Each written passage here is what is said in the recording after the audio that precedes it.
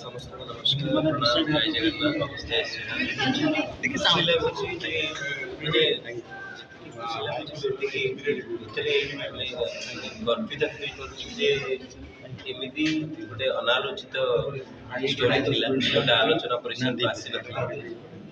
ଏସବୁ ଷ୍ଟୋରି ଆମେ ଶିବାଜୀ ମହାରାଜଙ୍କ ଷ୍ଟୋରି ଆମେ ସମସ୍ତେ ଜାଣିଛୁ, କିନ୍ତୁ ସାମାଜିକ ଉପରେ ଯେଉଁ ଥିଲା ଷ୍ଟୋରିଟା ସେଇଟା ସେ ବିଷୟରେ କୌଣସି ପୁସ୍ତକରେ ଆମେ ପଢ଼ିବୁ।